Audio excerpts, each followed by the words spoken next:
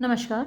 आज की इस वीडियो में है विलियम कूपर की बहुत प्यारी सी कविता light shining out of darkness. ये एक हिम की फॉर्म में है। हिम आप जानते हैं, हिंदी में उनको भजन कहते हैं, यानी ईश्वर की शान में लिखी गई कविता। विलियम कूपर खुद अपनी लाइफ में डिप्रेशन का शिकार थे। उन्होंने डूबकर मरने की कोशिश की अपनी ज़िंदगी में, और उसके बाद की ये कविता है। मर नहीं पाए, कोशिश कामयाब नहीं हुई। तो खुद एक व्यक्ति जो अपने जीवन से निराश रहा हो, वो आपको आशा का संदेश दे रहा है। यहाँ पर उनके जो आस्था थी, उनका जो विश्वास था, उनका जो फेथ था भगवान में, वो ज़्यादा मजबूत हो गया। बाद में जब उन्होंने सुसाइड करने की कोशिश की और कामयाब नहीं हुए, तो उनको लगा कि ईश्वर ने कोई तो रास्ता उनके लिए निकाला हुआ है जो उनको समझ में नहीं आ रहा है। तो ऐसा ही अगर लाइफ में आपके साथ होता है, आप निराश हों, परेशान हों, मुसीबतों के अंबार लगे हों आपके सामने, कोई रास्ता दिखाई नहीं दे रहा हो, तो आप निश्चिंत रहिए, ईश्वर ने आपके लिए रास्ता खोजा हुआ है। एक रास्ता बंद होता है, भगवान 4 रास्ते खोल के रखता है आपके लिए तैयार। तो आपको निराश नहीं होना है, ये पोएम आपको बताएगी। चलिए पहला स्टेंजा इसका देखते हैं। God moves in a mysterious way. Yeah, his wonders to perform. God, Ishwar, moves यानी एक्टिविटीज करता है, मूव करता है, चलता है, अपने काम करता है इन अ मिस्टीरियस वे। मिस्टीरियस जो चीज़ें आपको समझ नहीं आएंगी, रहस्यमयी तरीके से, या आप कह सकते हैं एनिग्मेटिक तरीके से, है ना। His wonders, wonders यानी wonderful activities, miracles, to perform माने करने के लिए। तो भगवान के अपने तौर तरीके होते हैं जो आपको समझ में नहीं आते हैं, और वो मिरेकुलस काम करता है। He plants his footsteps in the sea and rides upon the storm. He plants माने ईश्वर, गॉड, रखता है। His footsteps अपने कदम, in the sea समुद्र में। तो ये जो लाइफ है, ये जो दुनिया है, एक समुद्र की तरह है।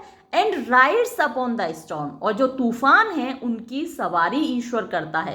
तो लाइफ में जितने भी तूफान आते हैं उनके ऊपर सवार ईश्वर रहता है। तो उन तूफानों से आपको डरने की जरूरत नहीं है। तो ये जो सी ऑफ लाइफ है, इसमें कितने भी तूफान आए, भगवान के मजबूत कदम उस समुद्र में रखे हुए हैं, और उन सारे तूफानों पर सवारी करने वाला जो ईश्वर है वो हमेशा आपके साथ होता है। अब सेकेंड स्टेंजा देखिए। Deep in unfathomable minds of never failing skill he treasures up his bright designs and works his sovereign will. तो डीप यानी कि गहरी, इन अनफेदमेबल, फेदम मेजर किया जाता है समुद्र को। समुद्र की गहराई नापने के लिए जो यूनिट यूज की जाती है उसको फेदम बोलते हैं। तो फेदमेबल जो मेजर किया जा सकता है, अनफेदमेबल जिनको मेजर नहीं किया जा सकता, जिनकी गहराई नहीं नापी जा सकती। तो ऐसी माइंस, माइंस होती हैं खदानें, तो ऐसी गहरी खदानों में जो कि अनफेदमेबल हैं, इमेजरेबल हैं, of never failing skill, never failing जो कभी असफल हो ही नहीं सकता, ऐसी स्किल ईश्वर के पास है। ही ट्रेजर्स अप, ट्रेजर खजाना होता है, और तो उन्होंने, ईश्वर ने क्या है, छुपा कर रखा है। खजाना छुपा कर रखते हैं ना अंदर। ही ट्रेजर्स अप, तो वो छुपा कर रखते हैं। हिज ब्राइट डिजाइन, अपनी ब्राइट माने चमकती हुई, अच्छी, डिजाइंस यानी जो प्लान्स हैं, जो योजनाएं हैं ईश्वर की, वो उन्होंने छुपा कर रखी हैं, आपको नहीं दिखेंगी। And works his sovereign will, works माने उसको सॉलिड फॉर्म में लाते हैं, वर्क फॉर्म में लाते हैं, जो उनकी सॉवरेन, सॉवरेन जिसके ऊपर किसी और का जोर नहीं होती, संप्रभु, किसी कोई और जिसको कंट्रोल नहीं कर सकता, वैसी ताकत सॉवरेन कहलाती है। सॉवरेंटी होती है ना, एक देश के पास सॉवरेंटी होती है, संप्रभुता होती है। तो विल माने इच्छा, तो जो ईश्वर की इच्छा है वो सॉवरेन है, और वो वर्क करती है, वो काम करती है बहुत मिरेक्युलस तरीके से। वो आपको समझ में नहीं आएंगे क्योंकि वो ईश्वर ने छिपा कर रखे हैं, तो उन्हें जानने की आप कोशिश मत कीजिए। बहुत सारे लोग आपको आपका भविष्य बताते हैं ना, एस्ट्रोलॉजर्स होते हैं, आपका भाग्य बताएं, आपको भी बड़ी क्यूरियोसिटी होती है, दौड़कर पहुंच जाते हैं, साहब हमारा भविष्य बताइए। तो आप जानने की कोशिश मत कीजिए, क्योंकि आप नहीं जान सकते। वजह क्या है? ईश्वर ने उनको छिपा कर रखा है। और कहाँ छिपा कर रखा है? Deep in unfathomable minds. अब थर्ड स्टेंजा देखिए, Ye fearful saints, fresh courage take, the clouds ye so much dread are big with mercy and shall break in blessings on your head. ये माने यू, तुम, fearful माने डरे हुए, cents संत, संत यानी जो भी अच्छे लोग हैं, जिनका ट्रस्ट है, ईश्वर में फेथ है, विश्वास है, तो वो सभी सेंट हैं। तो तुम डरे हुए संतो, तुम डरे हुए अच्छे लोगों, फ्रेश करेज टेक, फ्रेश माने न्यू, करेज हिम्मत, टेक लो यानी अपने अंदर लाओ, अपने अंदर हिम्मत लाओ। तुम्हारे सामने प्रॉब्लम्स हैं तो डरो मत, बल्कि अपने अंदर नई ताकत लाओ, नई हिम्मत लाओ। क्यों? क्योंकि द क्लाउड्स, वो बादल, अब यहाँ जो क्लाउड्स हैं वो किसका सिंबल है? प्रॉब्लम्स का सिंबल है ना। काली घटाएं घिरा आती हैं, काले बादल छा जाते हैं, जो आशा का सूरज है वो छिप जाता है। तो द क्लाउड्स, वो बादल, ये माने आप लोग, सो मच इतना ज्यादा, ड्रेड माने डर रहे हो, एफ्रेड ऑफ। तो वो बादल क्या है? आर बिग माने फूले हुए हैं, बड़े हो गए हैं, एलार्ज हो गए हैं। वो किस चीज से?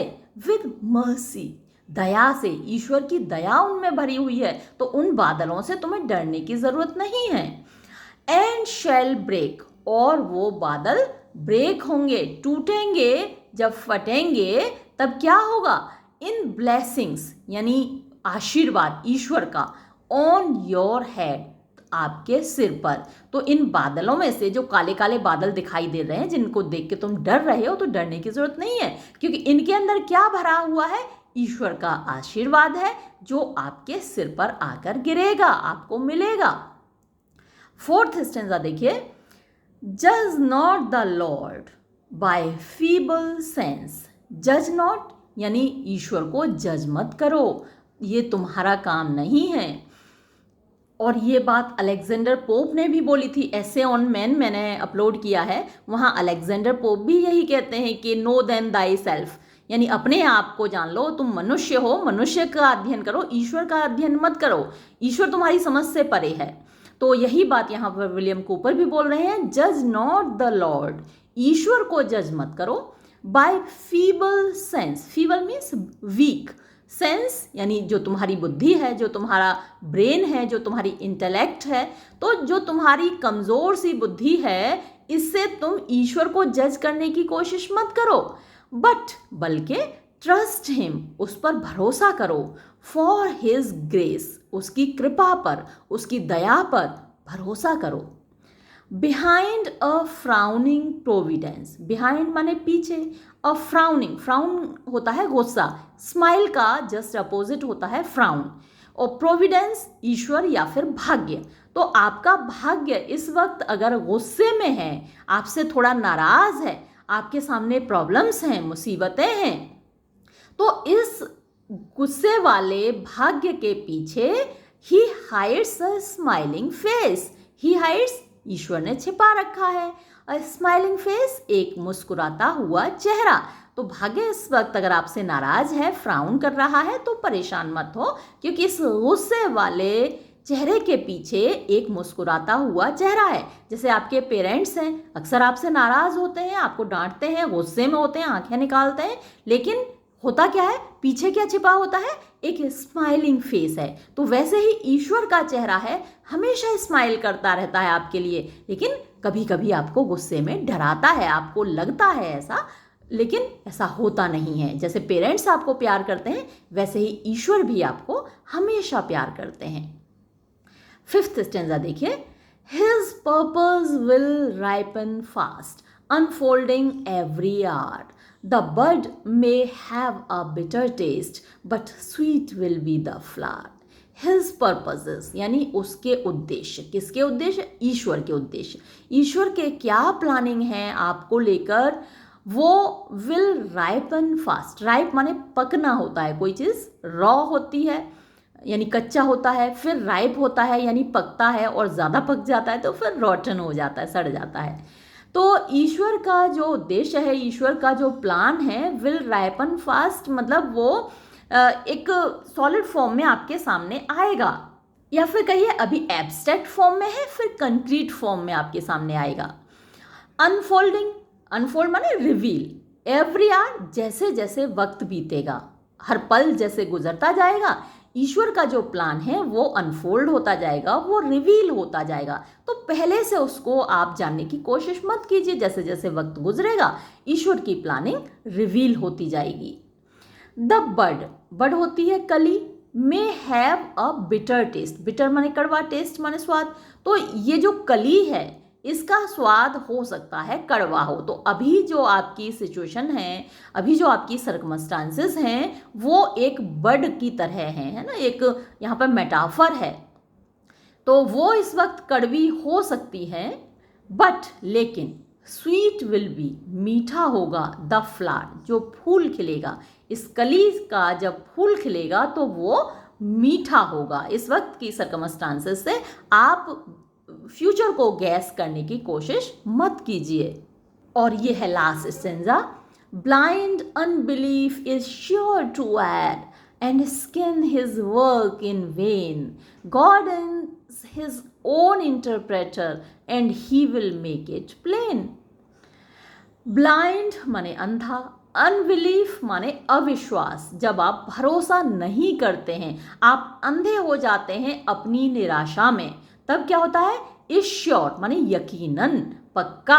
टू एयर माने टू मेक अ मिस्टेक, गलती करना। तो अगर आप ईश्वर पर भरोसा नहीं करते हैं, अपने अविश्वास में अंधे हो जाते हैं, तो पक्का, तो यकीनन आप गलती कर रहे होते हैं। एंड स्कैन, और स्कैन करने की कोशिश करते हैं, जज करने की कोशिश करते हैं, एस्टिमेट करने की कोशिश करते हैं हिज वर्क, उनके काम को यानी ईश्वर के काम को, इन वेन माने व्यर्थ ही, बेकार है, आपके बस की बात नहीं है, तो क्यों कर रहे हो भाई? ईश्वर के काम को क्यों जज करने की कोशिश कर रहे हो? गॉड इज यानी भगवान है, हिज ओन अपना खुद का, इंटरप्रेटर माने व्याख्याता, एक्सप्लेन वो खुद ही कर सकता है। भगवान ने जो कुछ सोचा है, जो प्लान बनाए हैं, उनकी इंटरप्रिटेशन आप नहीं कर सकते, वो भगवान खुद ही कर सकते हैं। एंड और he will make it plain, वक्त आने पर वो उसको प्लेन कर देंगे। प्लेन माने क्लियर कर देंगे, वो आपको खुद ही बता देंगे कि उन्होंने आपके लिए क्या प्लान बनाया था। तो ये थी पोएम विलियम कूपर की, जिसने आपको समझाया कि आपको कभी भी परेशान होने की ज़रूरत नहीं है। लाइफ में अब अगर कभी कोई ऐसी सिचुएशन आए जब आप परेशान हो, तो एक बार इस वीडियो को देख लीजिएगा। कोई और भी अगर परेशान है तो इस वीडियो को उसे शेयर कर दीजिएगा। हो सकता है उसकी प्रॉब्लम, उसकी निराशा, उसका डिप्रेशन कुछ कम हो जाए। लाइफ के हर मोड़ पर कुछ ऐसे वक्त आता है, कोई ऐसे मोमेंट्स आते हैं जब आप निराश हो जाते हैं। आप स्टूडेंट हैं, किसी एग्ज़ाम में फ़ेल हो गए, जैसा कि अक्सर कोटा से हमें न्यूज़ सुनने को मिलती हैं, बच्चे किसी एग्ज़ाम में फ़ेल हो गए, टेस्ट में फ़ेल हो गए और ऐसे कदम उठा लेते हैं, सुसाइड कर लेते हैं। तो उनको एक बार अगर ये पोएम पढ़ लें, उनको हो सकता है उनको संबल मिल जाए। तो इस पोएम को आप खुद भी बार बार पढ़िए, और अगर कोई आपके आसपास विद्यार्थी, कोई भी व्यक्ति निराश है, तो उसको भी पढ़वाइए और उसको भी हिम्मत देने की कोशिश कीजिए कि परेशानियों में कभी भी निराश होने की ज़रूरत नहीं है, क्योंकि ईश्वर हमेशा आपके साथ होते हैं। ये वीडियो मैं यहीं समाप्त करूँगी। धन्यवाद।